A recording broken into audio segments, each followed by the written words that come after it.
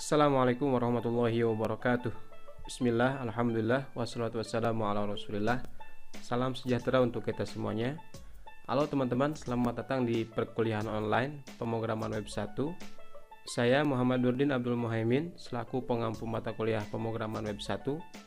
Dalam video kali ini saya akan menjelaskan pengantar perkuliahan, apa saja yang akan kita pelajari selama satu semester ke depan, kemudian apa saja yang harus kita persiapkan untuk menghadapi perkuliahan ini. Berikut ini adalah email saya, silahkan teman-teman catat, jika nanti ada keperluan bisa menghubungi saya lewat email. Kemudian ini adalah tujuan perkuliahan yang diharapkan bisa teman-teman capai setelah mengikuti perkuliahan pemrograman web 1 selama satu semester ke depan, yaitu diharapkan teman-teman bisa memahami struktur dokumen web, fokus pembahasan kita ke HTML, Hypertext Markup Language. Kemudian diharapkan teman-teman mampu untuk mengimplementasikan penggaya pada dokumen web. Kita akan menggunakan CSS. Selanjutnya diharapkan teman-teman mampu mengimplementasikan penggunaan CSS framework. Diharapkan teman-teman nanti akan mampu memahami cara kerja dan penggunaan JavaScript pada dokumen web, mampu mengimplementasikan JavaScript framework.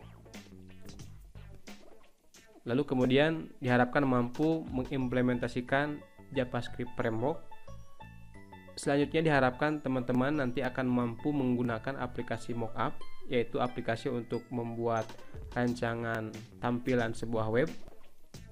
Adapun tujuan utama setelah kita mengikuti perkuliahan pemrograman web 1 selama satu semester ke depan, diharapkan teman-teman mampu merancang dan membangun sebuah web statis menggunakan teknologi script HTML, CSS, dan JavaScript.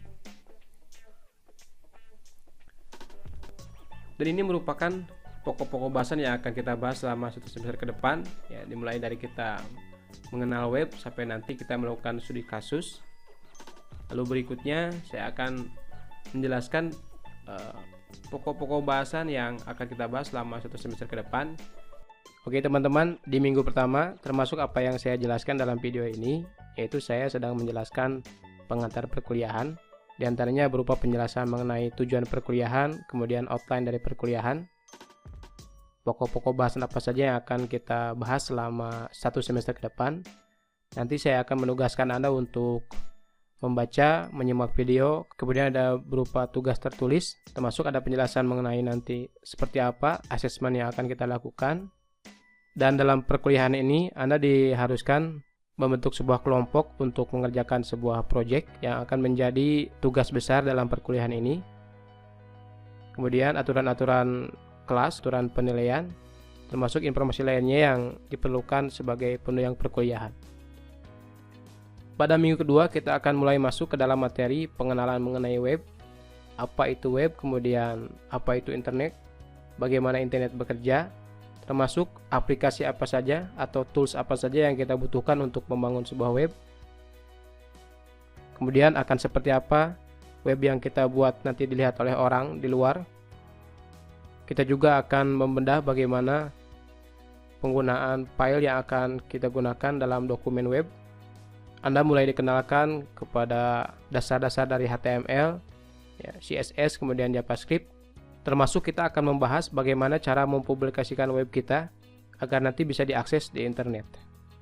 Di minggu ketiga dan keempat kita akan fokus membahas mengenai HTML, hal-hal yang berkaitan dengan struktur dari web, anatomi dari sebuah halaman HTML, kemudian apa yang disebut dengan elemen HTML, atribut HTML, apa itu yang disebut dengan nesting tag atau tag bercabang, kemudian penjelasan mengenai class, name, ID, termasuk apa yang disebut dengan komen, ya, atau komentar.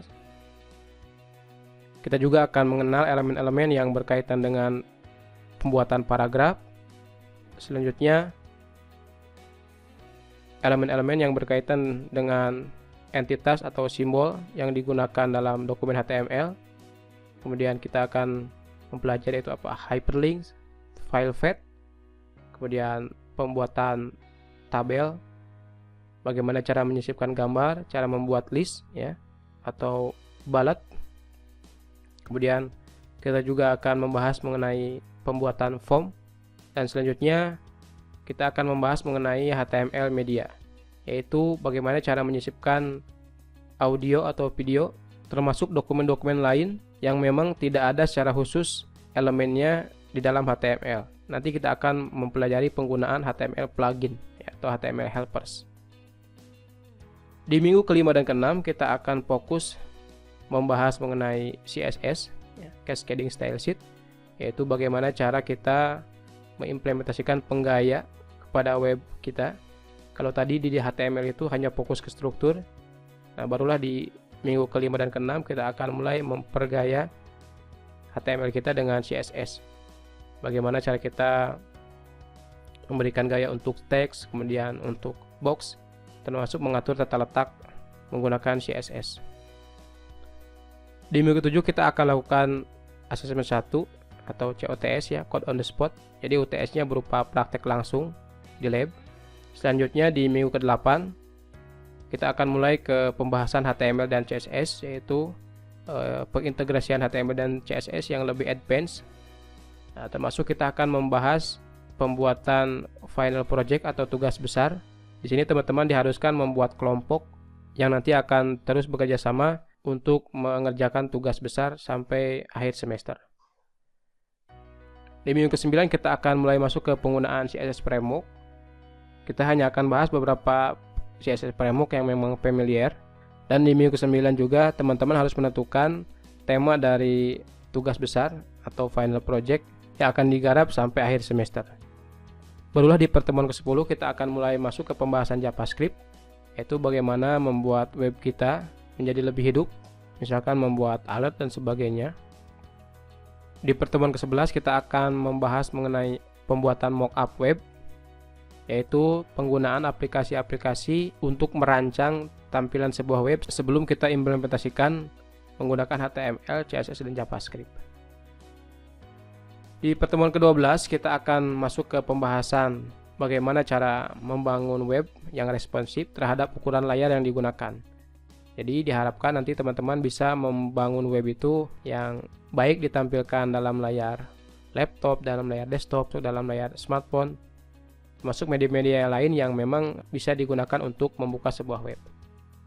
Di pertemuan ke-13 kita akan coba lakukan studi kasus, yaitu membangun beberapa jenis tampilan web, baik itu web profile, online store, kemudian backend atau admin template, kemudian web berita dan sebagainya. Nah, sisanya di pertemuan 14 sampai ke-16 kita akan fokus untuk asistensi pengerjaan final project atau tugas besar yang dikerjakan secara berkelompok. Jadi seperti itu teman-teman rencana pembahasan selama 1 semester ke depan. Selanjutnya silakan teman-teman kunjungi situs web yang saya rekomendasikan, karena di dalamnya terdapat artikel-artikel atau bahan bacaan yang menunjang untuk perkuliahan kita. Ya, saya di sini merekomendasikan w3schools.com versi yang bahasa Indonesia. Teman-teman bisa cek di duniailkom.com. Silakan teman-teman cari di berbagai toko buku atau di perpustakaan buku-buku yang menunjang perkuliahan kita. Kemudian silakan teman-teman cari berbagai tutorial di YouTube, termasuk di platform kursus online, atau teman-teman bisa beli CD atau DVD tutorial dari toko online ya, yang berkaitan dengan pembahasan pemrograman web, terutama mengenai HTML, CSS, dan JavaScript. Selanjutnya, komposisi penilaian dalam perkuliahan kita, tugas mandiri sebesar 15%, kemudian praktikum 20%, UTS 25%, kemudian UAS dengan bobot 40%, yaitu pengerjaan tugas besar atau final project. Demikian teman-teman untuk pembahasan pengantar perkuliahan pemrograman web 1. Jika ada pertanyaan silahkan teman-teman bisa posting di forum diskusi di kelas online pada sistem kuliah online, atau teman-teman bisa memberikan komentar. Terima kasih atas perhatiannya. Sampai jumpa di video berikutnya. Wassalamualaikum warahmatullahi wabarakatuh.